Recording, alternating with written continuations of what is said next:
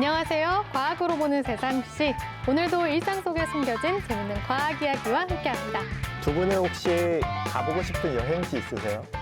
많죠? 많죠. 가을하면 단풍 아니겠습니까? 바다도 볼 수 있고 산도 볼 수 있는 설악산 저는 가고 싶네요. 저는 조금 더 멀리 떠나고 네, 싶은데요. 멀리 가야죠. 해외에 가고 싶어요. 네. 그중에서도 스위스? 저희 지난번에 이야기했던 융프라우 기차를 타보고 산악열차. 싶습니다. 네. 좋죠. 저도 요즘에 꼭 가보고 싶은 곳이 생겼는데 저는 스케일이 좀 큽니다. 오, 더 크다고요? 어디죠? 네, 저는 저기를 가보고 싶습니다. 아니 저도 데려가 주세요. 이 멋진 곳에 또 혼자만 가시려고. 그러니까요. 그러면 우리 함께 가볼까요?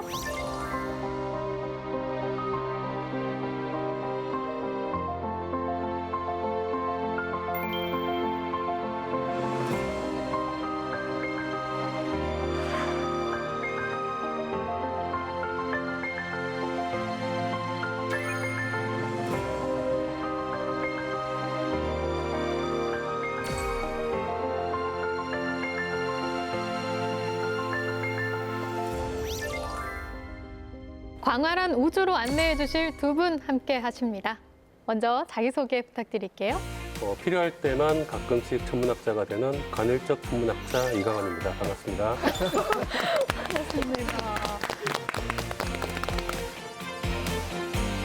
네, 안녕하세요. 안전한 우주 활동을 꿈꾸며 우주 위험에 대해서 연구하고 있는 우주과학자 한국천문연구원 최은정입니다.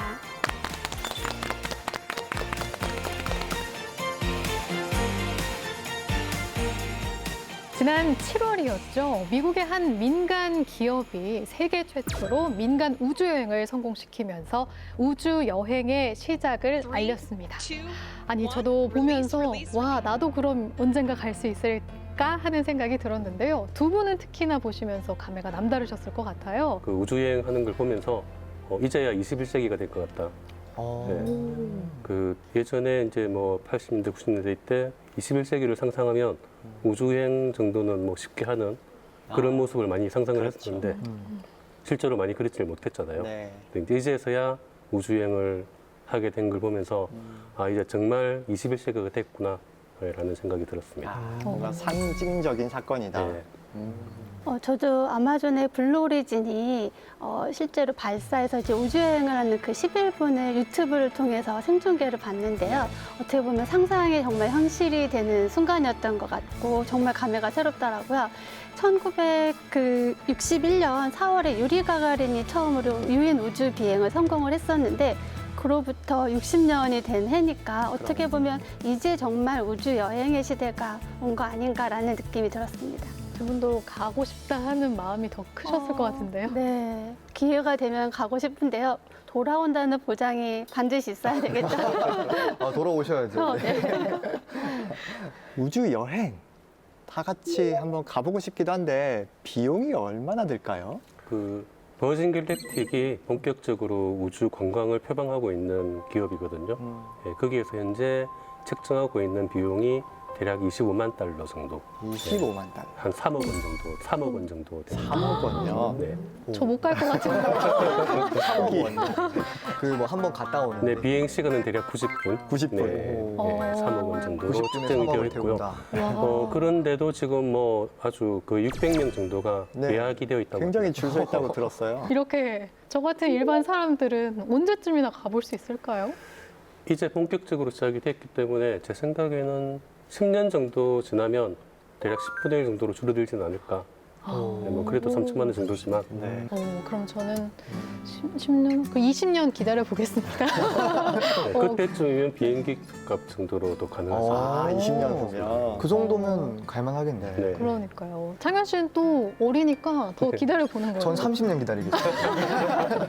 버스 기대 때까지.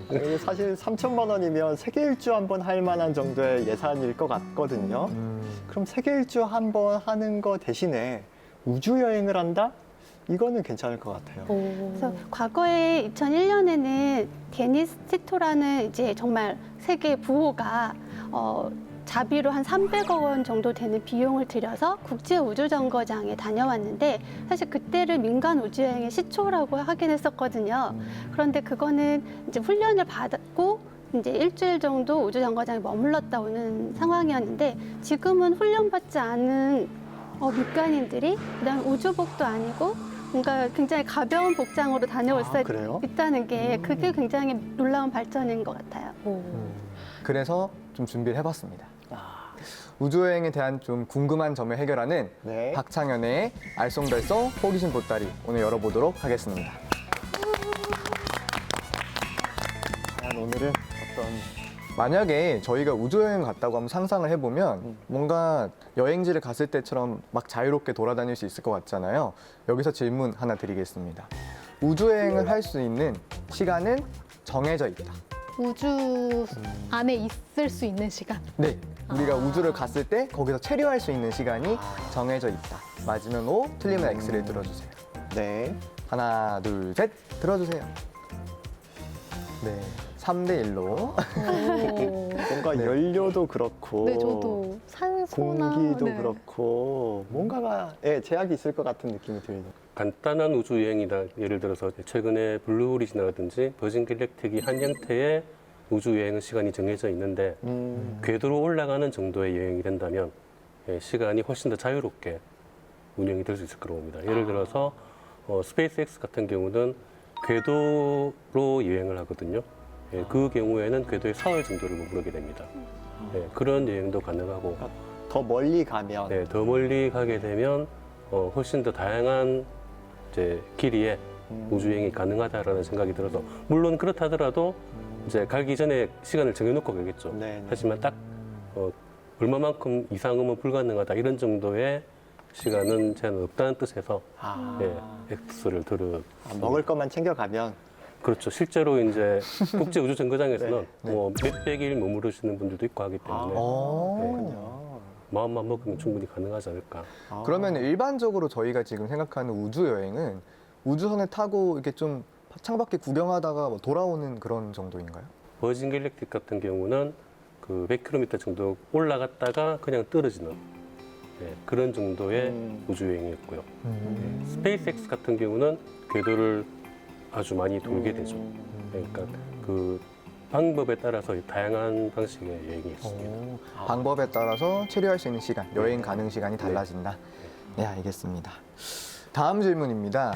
우주여행을 하면 칼 세이건이 말한 창백한 푸른 점을 만날 수 있을까요? 하나, 둘, 셋, 들어주세요. 네. 네, 만장일치로 만날 수 없다라고 하셨는데 꽤 멀리 가야 될 것 같고 방금 들어본 우주여행 하게 되는 건다면 지구가 그렇게 작게 보일 것 같지는 않아요. 네.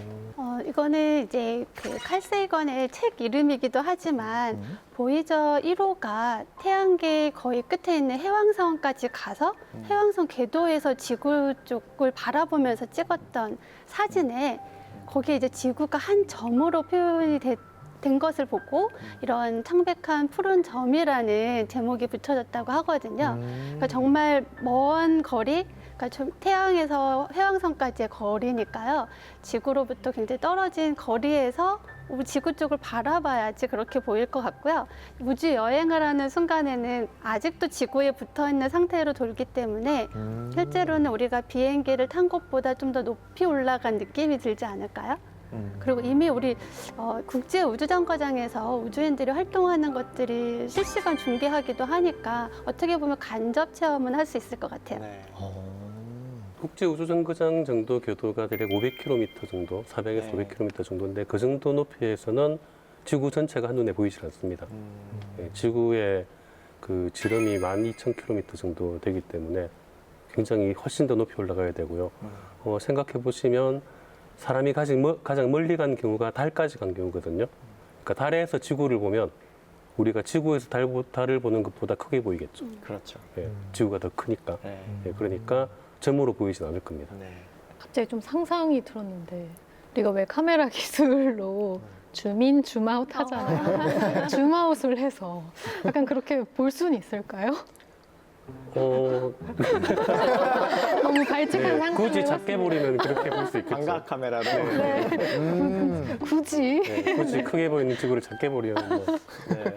저희가 고도가 한 36,000km 정도를 정지궤도라고 하는데요. 네. 그 정지궤도까지 올라가면 지구의 한 3분의 1 정도를 한눈에 볼 수 있거든요. 그러니까 정지궤도보다 좀 더 올라가서 보면 한눈에 지구는 보일 것 같아요. 다음 질문을 한번 넘어가 볼게요. 우주 여행에서 몸이 둥실둥실 떠오르는 무중력 체험을 할 수 있다. 하나, 둘, 셋.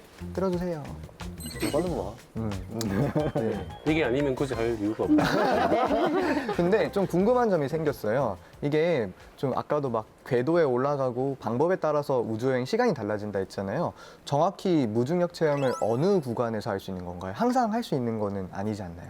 그 무중력 체험을 하려면 무중력이라는 게 사실은 중력이 없다기보다 우리가 계속 자유낙하를 하게 되면 무중력이라는 걸 체험을 하게 되거든요. 네. 자유낙하를 하면 밑에서 받쳐주는 힘이 없기 때문에 우리가 중력을 느낄 수가 없어서 무중력이 되는 경우인데, 그 버진 갤럭틱이나 그 블루 오리진이 했던 우주여행은 올라갈 때 이럴 때는 무중력이 아니고요. 꼭대기에 갔다가 잠시 자유낙하를 합니다. 자유낙하하는 시간 동안 무중력 체험을 하게 되는데 그 시간이 대략 한 40초에서 1분 정도라고 합니다. 그럼 저희가 자이로 드롭 같은 거 확 내려갈 때 네, 네. 붕 뜨는 느낌이 그 드는데 느낌이죠. 그걸 40초 동안 네, 네, 한다? 그렇죠. 그러니까 우리가 흔히 우주에서 무중력 상태를 경험한다고 상상하는 거랑은 조금 다르네요. 네, 그 두 우주여행은 그런 정도고요. 네. 이제 그 스페이스X처럼 궤도를 돌게 되면 궤도까지 가면 궤도를 도는 동안은 내내 자유낙하를 하는 경우가 되기 때문에 그 3일 내내 무중력 상태에 있는 겁니다. 그러면은 그 무중력 상태에서는 물을 어떻게 마시나요? 물 막 컵에 따르면 다 붕 떠 있을 것 같은데. 네, 물방울이 이렇게 알맹이 이렇게 동글동글하게 떠다니는 거 보신 적 있을 텐데요. 네. 그거 따라가서 입으로 잡으면 됩니다. 그건 이제 사실은 뭐 이벤트로 하는 거고요. 네. 실제로는 팩 같은 데 넣어서 빨대로 빨대로 빨아서 마시죠. 네. 오늘 궁금증을 좀 해결해 보니까 제가 생각했던 이런 영화 속이나 드라마 속의 우주여행과는 조금 다른 것 같아요. 언젠가는 영화 속에서만 상상하던 그런 인터스텔라 같은 우주여행이 저는 가능할 거라고 생각을 하고 오늘의 알쏭달쏭 호기심 보따리 마치도록 하겠습니다. 왜 이렇게 전 세계가, 온 나라가 우주 개발에 뛰어들고 있는 걸까요? 그만큼 전도 유망한 산업이기 때문이겠죠? 네, 결국에는 돈이 되기 때문인 것 같아요. 네, 왜 우리 진주 운석 떨어졌을 때 혹시 기억하시나요? 우리나라 2014년 3월에 진주 운석이라 해서 운석이 진주 지역에 이제 떨어져서 붙여진 이름이 진주 네. 운석인데요. 이때 많은 사람들이 그 운석의 가치가 굉장히 높은 걸 알고 많은 사람들이 진주 지역으로 달려갔다는 소식이 있었거든요. 네, 그런 것처럼 사람들은 어쨌든 뭔가 가치가 있다고 생각을 하고 또 그 이익이 발생하는 돈이 된다고 생각하면 몰릴 수밖에 없는 것 같아요. 우리가 우주에 대해서 잘 알게 되면 뭔가 미래 산업 먹거리다 뭐 이런 얘기들을 하곤 하는데 구체적으로 뭐가 좋아질까요? 굉장히 많은 돈이 투자가 되고 그러면서 동시에 최첨단의 기술들이 모두 적용이 되는 게 우주산업이거든요. 그러니까 우주 산업의 목적이라고 하면 사실은 아직 모호할 수도 있습니다. 그러니까 뭐 어디 그 달에 간다든지 또 뭐 소행성에 간다든지 거기에서 뭔가 뭐 자원을 캐온다라는 얘기도 하지만 아직 그런 정도의 높은 수준에 가 있지는 못하고요. 하지만 앞으로 미래에는 그런 것들이 굉장히 큰 도움이 될 거고 그와 동시에 그 과정에서 얻어지는 기술들이 중요합니다. 예, 우주 여행이나 우주 산업은 목적도 중요하지만 그 과정이 훨씬 더 중요하고 예전에 그 항해 시대에는 바다를 지배하는 자가 그렇죠. 세계를 지배한 것처럼 그렇죠. 앞으로는 우주를 지배하는 자가 세계를 지배한다라고 생각을 합니다. 우리나라의 그 우주 관련 예산이 다른 선진국들에 비해서 조금 부족하다고 저는 알고 있거든요. 그럼 아무래도 우주를 좀 선점하기가 어려울 것 같은데 우주를 좀 선점하지 않으면 어떤 문제들이 발생할까요? 아무래도 어떤 산업이나 기술적인 측면에서 앞서가는 기업들이 반드시 생기잖아요. 네. 그러다 보면은 그 기업이 전 세계 시장을 장악하게 되고 그 다음 후발주자들이 진입하는데 굉장히 큰 장벽을 이루게 만드는 것 같아요. 근데 특히 우주는 아직까지는 우주에는 주인이 없다고 하거든요. 네. 우주는 현재는 누구나 나갈 수 있고 여러분들도 인공위성을 쏘아 올릴 수 있는데요. 그렇게 해서 막 이렇게 우주 개발을 한다고 해서 다 할 수 있을 것 같은데 막상 그 우주 개발을 하려면 굉장히 최첨단의 기술이 필요하고 돈도 많이 투자가 되어야 되니까 또 아무나 접근이 어렵잖아요. 그래서 그런 곳에 먼저 선점하는 기업들이 차지하게 되면 그 다음에 진입하는 기업들은 굉장히 어려움을 겪고 있죠. 또 우주가 어떤 주인이 없다 보니까 먼저 올라간 인공위성들이 차지하는 영역들이 생겨요. 그러다 보면 그 영역은 사실 다른 나라 위성이 위험을 감수하고 올라가든지 아니면 피해갈 수밖에 없는 상황에 이르죠. 사람들이 굉장히 가고 싶어하는 곳은 비슷한 것 같아요.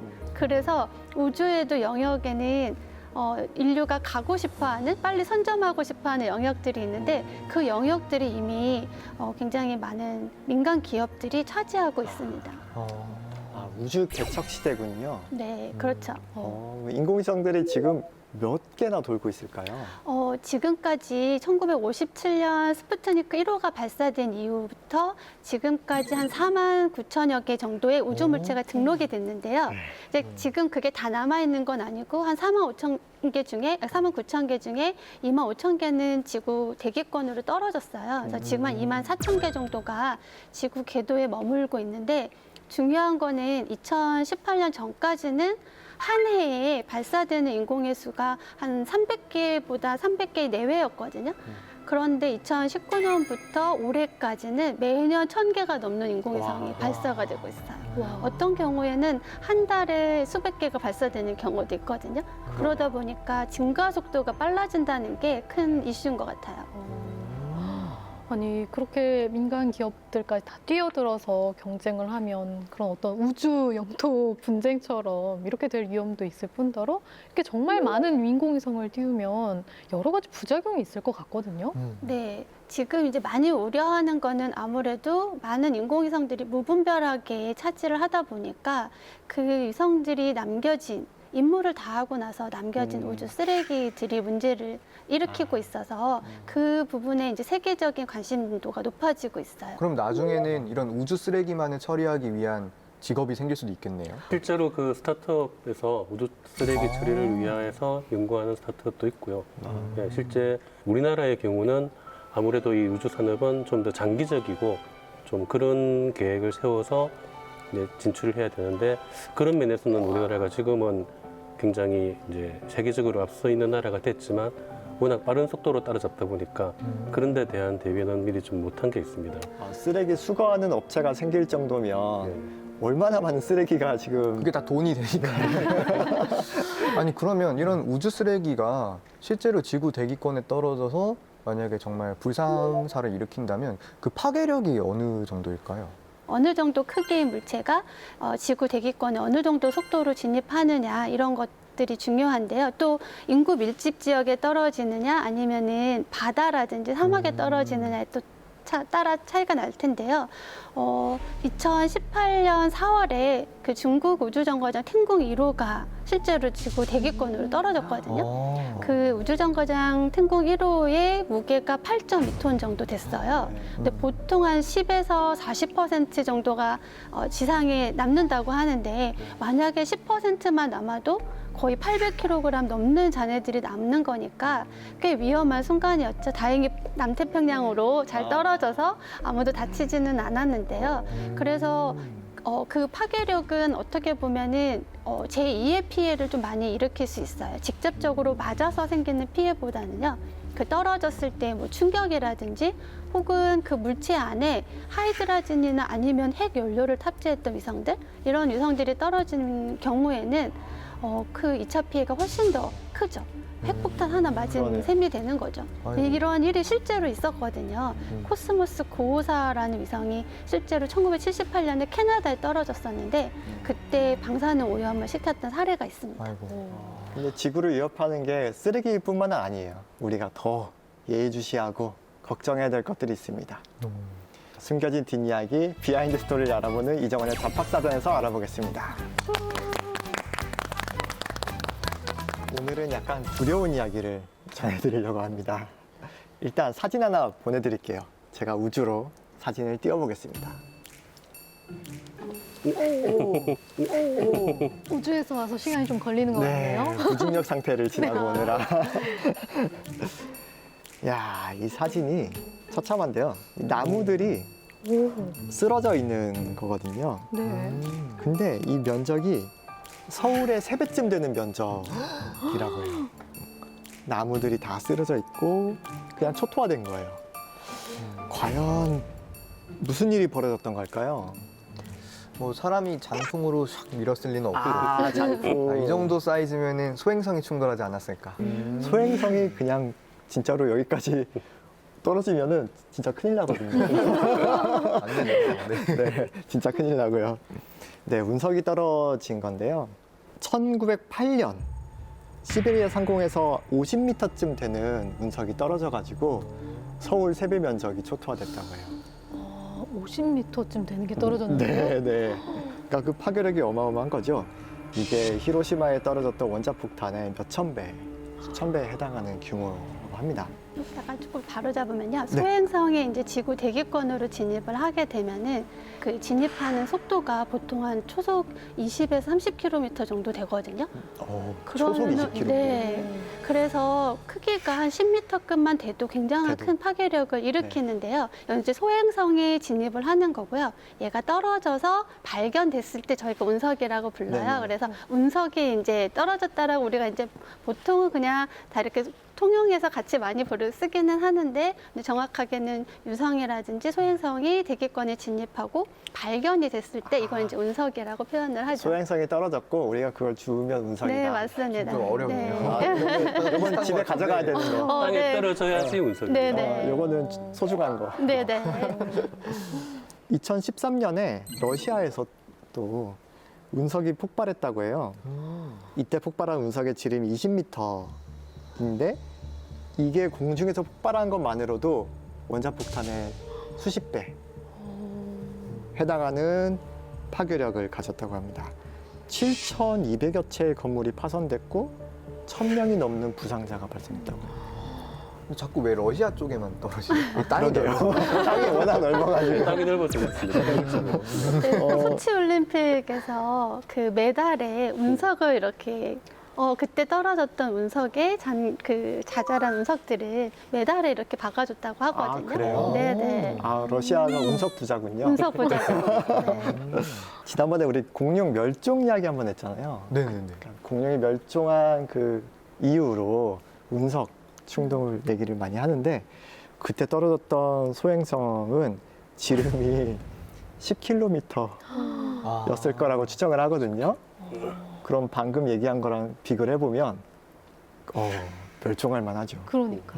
네. 야, 지구가 안 쪼개진 게 신기한데요. 그렇죠. 야, 이렇게 위험한 소행성들이 과연 몇 개나 지구를 위협하고 있을지 그것도 궁금한데요. 지난해 기준으로 150m 이상이 2,000개가 넘는다고 해요. 그리고 150m 이하는 아예 관측이 어려워서 통계도 안 잡힌다고 해요. 그러니까 엄청 많이 돌아다니고 있는 거예요. 이런 소행성 충돌을 미리 이제 알고 예방하는 일이 굉장히 중요한 일이고 이런 일들을 또 두 분 비롯한 많은 분들이 해주실 것으로 기대하면서 잡학사전을 마치도록 하겠습니다. 일단 얘네가 떨어지고 있는 지금 어떤 상황인지를 평소에 잘 감시를 해야 될 것 맞아요. 같거든요. 그게 지금 잘 이루어지고 있나요?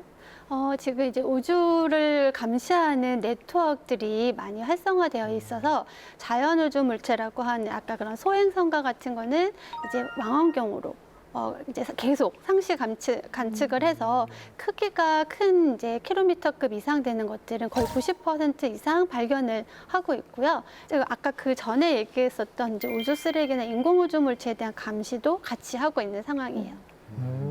아니 이렇게 훌륭하신 또 일들을 하고 있고 지구 방위들도 있는데 저는 막상 오늘 집에 가서 잠잘 때 막 운석 떨어지지 않을까 이런 불행한 꿈을 꿀 것 같거든요. 실제로 어떻게 감시하고 계시는지 자세히 알려주시면 좋을 것 같습니다. 아, 네, 그렇게 하겠습니다. 이제 우주 물체를 두 가지로 분류를 해요. 아까 우리 인공위성이나 우주 쓰레기를 인공 우주 물체라고 하고요. 그다음에 자연 우주 물체는 아까 소행성, 유성체 이런 것들을 자연적으로 태양계 내에서 생성된 것들을 자연 우주 물체라고 하죠. 그래서 이런 우주 물체들이 결국에는 어디에 있는지를 아는 게 우주 감시의 핵심이에요. 감시를 하는 방법이 있는데요. 감시를 하기 위해서는 기본적으로 관측을 해야 돼요. 관측을 하게 되면 어떤 뭐 망원경이든 레이더든 어떤 관측 장비를 통해서 관측을 하게 되고요. 이 관측을 한번 했다고 해서 끝나는 것이 아니라 얘가 관측이 된 걸 다음에 다시 추적할 수 있어야 되거든요. 그래서 추적하는 단계가 있고요. 그리고 이 추적을 하게 되면 결국에는 얘가 어디로 움직이는지를 알아내니까 그 다음엔 어떻게 하냐면 식별하는 과정을 거쳐요. 식별하는 과정을 통해서 기존에 우리가 알고 있던 우주 물체였는지 아니면은 새롭게 발견된 우주 물체인지 또는 UFO인지까지도 알아내는 거죠. 이 과정을 저희는 우주 감시하는 과정이라고 하고요. 이 우주 감시의 가장 핵심은 뭐냐면 우주 상황 인식이에요.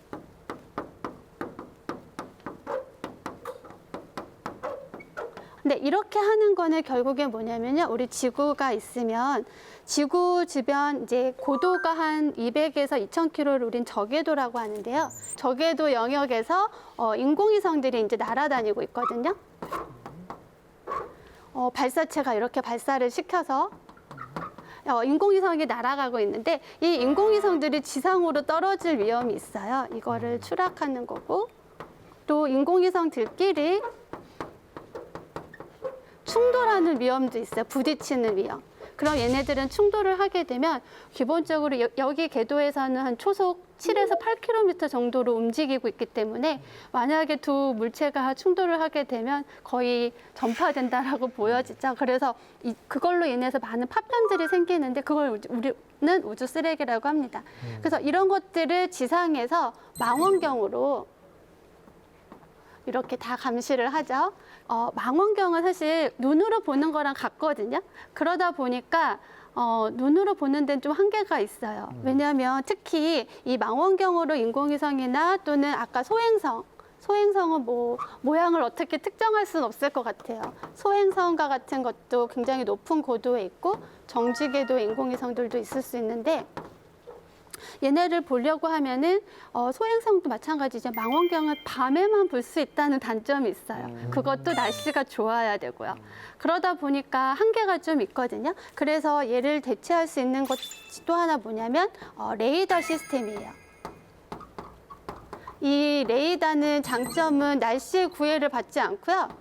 시간에도 구애를 받지 않아요. 낮과 밤에 관계없이 관측을 할 수 있어서 실제로 레이저를 이용해서 여기에 인공위성에 레이저를 쏘고요. 우리가 레이저 포인터 쏘듯이 쏘면 거기에서 이제 레이저 신호를 다시 반사되는 걸 확인을 해서 추적하는 방법들이 이렇게 감시로 쓰이게 됩니다. 이런 감시 장비들을 활용을 해서 뭐 인공위성이든 자연우주 물체든 어디를 지나가는지 그 다음에 중요한 거는 앞으로 어디를 또 지나갈지를 예측해내는 일들이 바로 우주 감시고요. 이런 일들을 우리나라도 하고 있고 전 세계도 하고 있는데 중요한 거는 전 세계적으로 가장 잘 되어 있는 나라는 딱 한 나라뿐이에요. 어디일까요? 어딜까요? 미국 아닌가요? 아무래도 네, 미국이고요. 미국은 전 세계에 30개의 이런 관측 시스템들을 구축을 해놔서 네, 거의 전방위적인, 전 지구적인 감시 체계를 만들어 놓고요. 거기에서 나오는 정보를 일부 일부 전 세계의 사람들에게 공개를 하고 있긴 하거든요. 근데 대신에 굉장히 정밀한 정보는 아니고요. 그냥 공개할 수준의 낮은 정밀도의 정보들을 공개하고 있어요. 그래서 저희도 그거를 쓰는데 다행스러운 거는 우리나라도 2010년부터 이 광학망원경을 만들었고요. 우리나라도 네트워크를 갖고 있습니다. 네, 몽골, 모로코, 이스라엘, 미국, 우리나라 이렇게 전 세계 5개국에 설치가 되어 있고요. 이 5개 망원경으로 아직은 좀 부족하지만 일부의 우리나라의 인공위성이라든지 또는 위협이 되는 인공위성들을 쫓고 있고요. 또 소행성들도 관측을 하고 있어요. 우리도 이제 시작이 돼서 물론 다른 앞서간 선진국들이 이런 감시 시스템을 통해서 하는 거에 비하면 굉장히 적지만 그래도 우리도 독자적으로 정보를 생성할 수 있다는 게 굉장히 큰 의미죠. 미국이나 이런 다른 나라들이 이렇게 앞서가는 데는 이유가 있어요. 왜냐하면 우리가 우주 개발을 했던 시기가 1957년부터잖아요. 실제로 우주 감시가 시작된 거는 그거보다 더 전이거든요. 어떻게 보면 우주 개발을 하는 데 있어서 이 감시를 하는 능력은 가장 기본적으로 갖춰야 될 능력이에요. 우리나라 같은 경우에는 아무래도 인공위성을 먼저 개발하다 보니까 이 우주 감시에 대한 개발은 좀 많이 뒤처진 상황이죠. 하지만 지금 전 세계적으로 이런 중요도가 높아지면서 우리나라도 쫓아가려고 이제 조금 더 앞서가려고 준비를 하는 상황입니다. 네. 그러면은 우리나라도 많은 위험 물체들 감시 잘 하고 있는 거겠네요. 네. 감시 장비는 잘 운영이 되고 있는데요. 실제로 우리나라가 가지고 있는 장비는 미국에서부터 오는 정보가 없이는 관측이 어렵다라는 단점이 있어요. 아, 네? 네. 우리나라 망원경 생겼잖아요. 그렇죠. 우리나라 망원경인데요. 우리나라가 가지고 있는 그 우주물체 전자광학 감시 네트워크라고 하는 우리가 영어로 하면 아울렛이라고 부르거든요. 아울이 영어로 부엉이잖아요. 네네. 그래서 밤에 잘 본다라는 뜻으로 아울렛을 너무 좋다. 설치를 했는데 이 아울렛으로 할 수 있는 거는 미국에서 데이터가 그 기본 정보가 오면 그걸 통해서 추적하는 일을 하고 있어요. 그래서 추적만 가능한 상태라 아예 모르는 물체를 미지의 위성을 또는 미지의 소행성을 찾는 거는 지금은 할 수 없는 상태고요. 불가능한 상태고 지금 미국에 굉장히 정보에 의존을 하고 있는 상태죠. 네, 이걸 빨리 벗어나는 게 중요할 것 같아요. 그러면은 그럼 미국의 관측 정보 없이도 독자적으로 뭔가 찾으려면은 뭐 어떤 게 필요한가요? 맞아. 정말 제가 네. 듣고 싶었던 질문인데요. 이제 광학의 그 단점을 보완할 수 있는 시스템이 아까 레이더 시스템을 얘기했잖아요. 네. 레이더는 미지 물체를 발견할 수가 있거든요. 특히 저궤도에서의 작은 물체들은 우리가 그 미국의 정보도 없이 발견할 수 있기 때문에 이 레이더를 갖추는 것이 우주 감시의 가장 기본이 된다고 할 수 있어요. 그런데 지금은 그 레이더를 바로 설치하지는 못했고요. 앞으로 이제 개발을 해 나가려는 계획을 갖고 있습니다. 저는 아까 저 식별 말씀하시면서 UFO인지도 식별해내고라고 맞아요. 말씀해 주셔가지고 세상이셨는데. 네. 근데 이 UFO에 대한 관심은 예전부터 그렇죠. 계속 있어 왔잖아요. 사람들이 굉장히 호기심을 많이 가지는 주제거든요. 그럼 정말 UFO 그리고 나아가서 우주 어딘가에 외계 생명체가 있을 수 있을까요? 그 칼 세이건이 이런 말을 한 적이 있거든요. 그러니까 이 우주에 우리가 혼자 있다면 엄청난 공간의 낭비다. 여기다. 네. 왜냐하면 우리 은하에 태양과 같은 별이 최소 1000억 개가 있거든요. 1000억. 1000억. 이게 그 천문학적인 숫자는 잘 감이 없잖아요. 네. 그 1000억이라고 하면 어느 정도 큰 수인지 잘 모르는데 1초에 하나씩 하나, 둘, 셋, 넷 이 속도로 1000억까지 세면은 시간이 얼마나 걸릴까요? 그건 네. 저도 1000억 초. 계산을 해보면 나오는 1000억 초. 네. 계산이 안 돼. 몇 억년 걸리겠네요. 천억초로 네, 60으로 천억. 나눠주세요. 네, 그렇게 하면은 3,200년이 걸립니다. 와. 우리가 우리 은하에 있는 별을 하나, 둘 이렇게 세는 데만도 3,200년이 걸리거든요. 네. 그 정도로 많은 별이 있고 또 우주에는 그런 은하가 또 최소 1000억 개가 있습니다. 그러니까 우주에 있는 별의 숫자를 최소한으로 잡았을 때 1000억 개 곱하기 1000억 개가 있는 거거든요. 그러니까 거기에 과학자들이 행성들을 찾고 있습니다. 다른 별에 있는 행성들을 찾고 있는데 지금 대략 4,000개 정도의 외계 행성이라고 하는데 찾았거든요. 근데 이제 그 찾은 별의 대상을 보면은 처음 시작할 때는 우리 그 별들 중에 한 절반 혹은 4분의 1 정도는 행성을 갖고 있지 않을까 정도로 예상을 했는데 지금 막상 찾고 보니까 훨씬 더 많더라. 네. 그래서 평균적으로는 적어도 별 하나에 행성 하나 정도는 예를 들어서 태양만 하더라도 행성 8개를 가지고 있잖아요. 그러니까 없는 별들이 있다 하더라도 평균적으로는 하나에 하나씩은 가지고 있을 것 같다. 네. 그렇게 따지면 그 많은 행성들 중에서 딱 지구에만 생명체가 있다라고 생각하는 게 더 이상하죠. 그렇네요. 어딘가에 있는 건 분명하다고 생각합니다. 와. 근원적으로 우리가 왜 그렇게 외계 생명체를 찾고 있는 걸까요? 궁금하시잖아요. 네.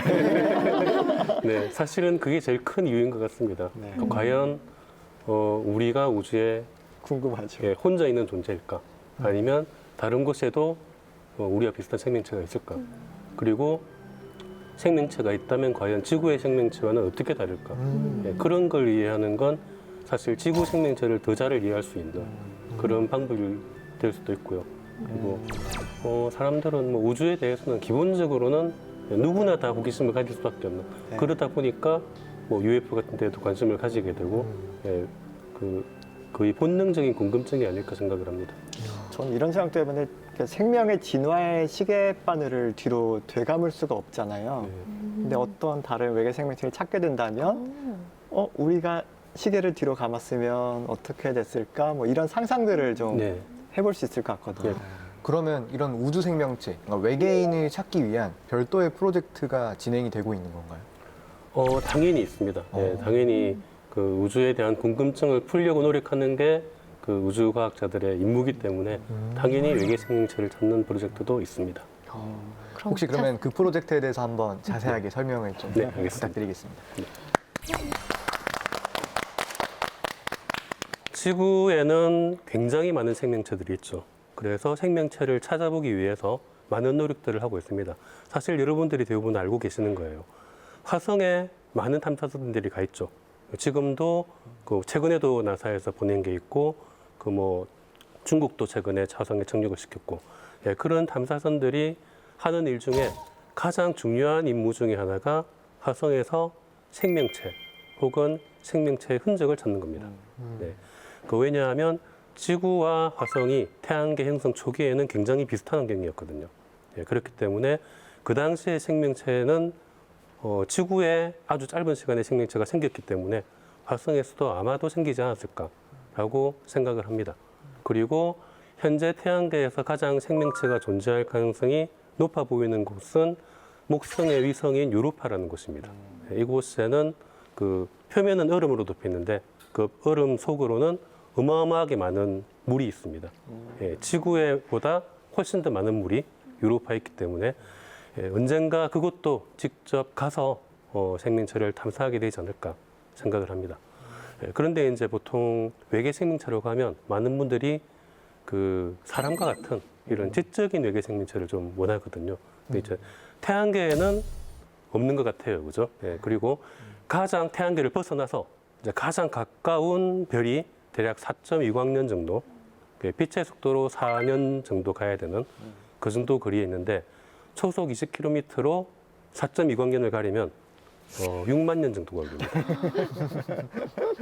갈 수가 없죠. 네. 자, 그런데 예를 들어서 이제 인류의 기술이나 외계 기술이 무지하게 발전을 해서 빛의 속도가 가장 빠르기 때문에 빛의 속도로 가는 우주선을 만들었다. 그러면 가장 가까운 별까지 가는데 4년이 걸립니다.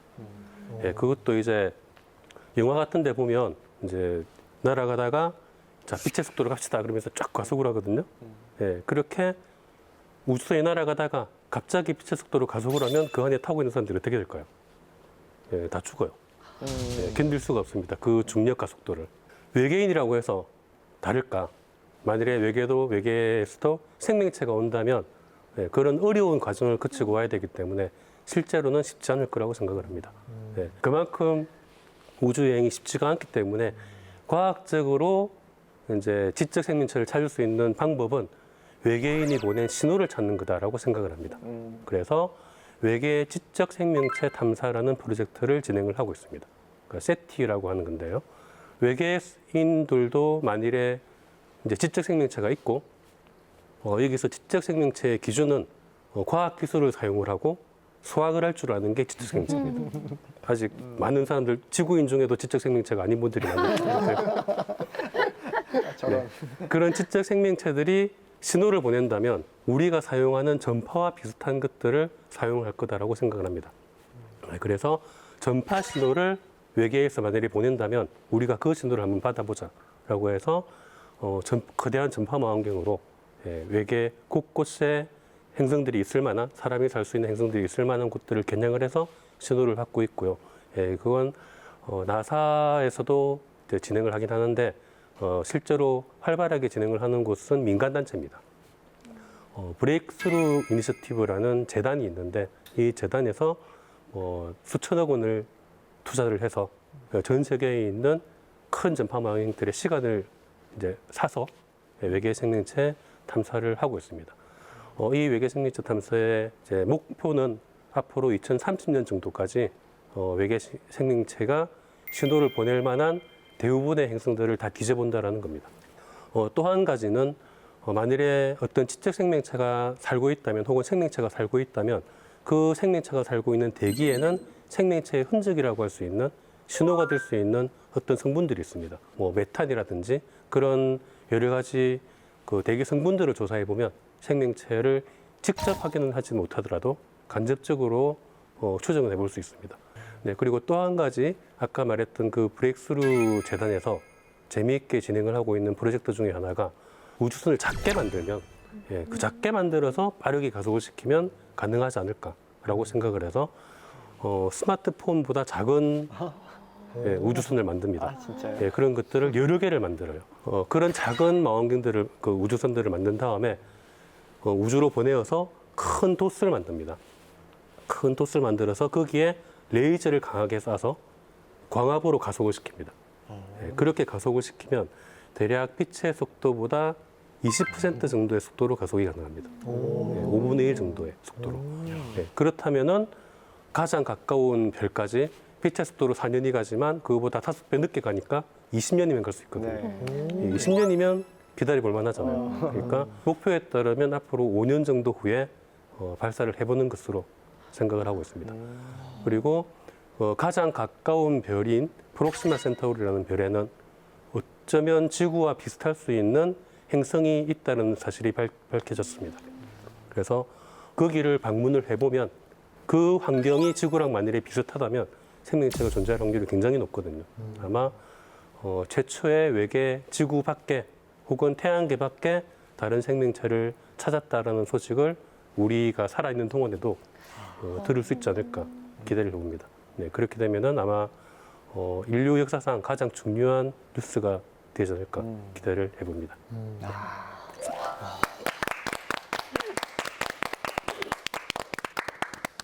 와, 너무 재밌게 잘 들었습니다. 20년 후에 할 게 많네요, 제가. 우주 여행도 떠나야 되고. 근데 20년 동안 그 날아가서 뭔가를 발견한 다음에 네. 그거를 우리한테 정보를 보내오는 것도 사실은 걸립니다. 네. 정보를 보내는 데는 네. 그러면 이제 신호를 지구로 보내는데 빛이 오는데 4년이 걸리기 때문에 네. 4년이 그러니까 기다림이 연속. 24년 후에 9시 그러네요. 뉴스 준비하세요. 기다리고 있- 앞으로 준비하고 5년 후기 있습니다. 때문에 아직 30년 전. 우주 스케일에서 그 정도면 아주 짧을 겁니다. 그러면 가장 저희는 주목해야 될 거, 가장 궁금한 게 우리나라의 우주 개발은 과연 어느 단계일까? 아까 앞서서 이제 말씀도 해주셨지만 미국의 정보 없이는 우리가 관측할 수 없다. 네. 여기서 좀 감을 잡긴 했거든요. 근데 구체적으로 우리나라의 우주 개발은 어느 정도일까요? 아직 그 가야 하는 분야가 아직은 좀 많은 것 같아요. 특히 이제 민간 쪽에서의 산업은 미국이나 영국 이런 민간 기업들이 앞다퉈서 굉장히 많은 위성 인터넷 통신이라든지 이런 새로운 산업 분야를 내세워서 지금 막 달려가고 있거든요. 이제 그런 차원에서 보면 우리나라도 산업 분야에서 많이 따라가야 하지 않을까? 근데 이런 분야에 있어서는 중요한 거는 결국에는 과학과 기술인 것 같아요. 그 확보하고 있는 핵심 기술이 뭔지가 가장 중요할 것 같은데요. 이제 그런 차원에서의 발굴이 된다고 하면 우리도 못할 것 없지 않나? 이런 생각 좀 들었어요.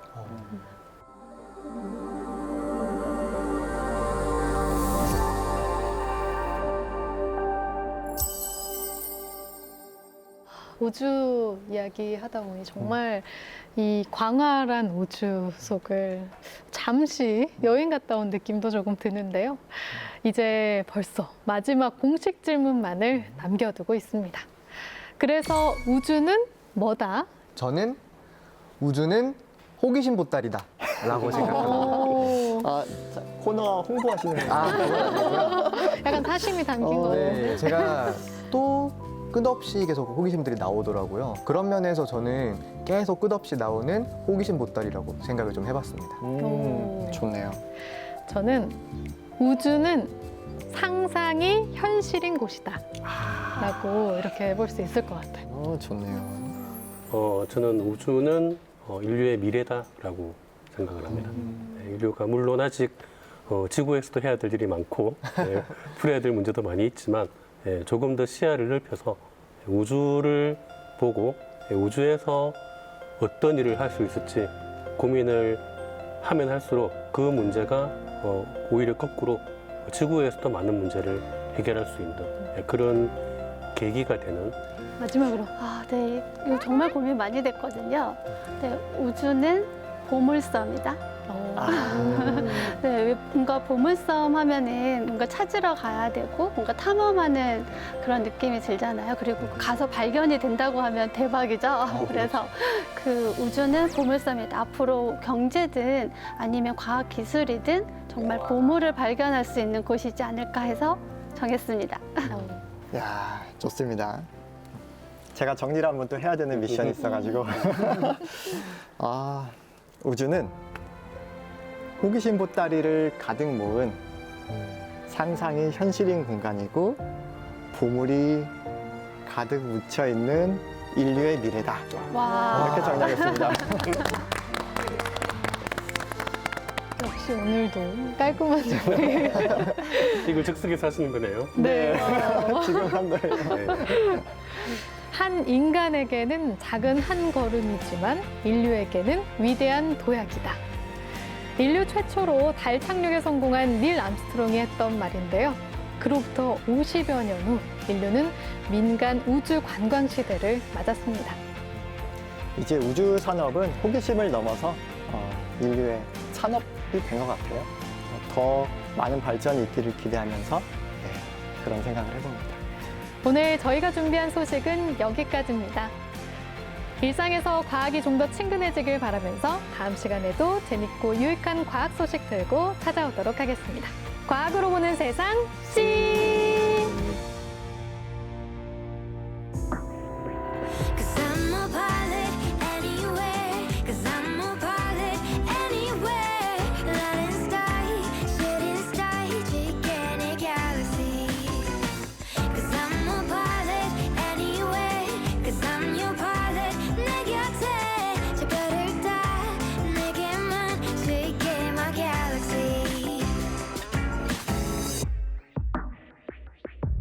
like a star.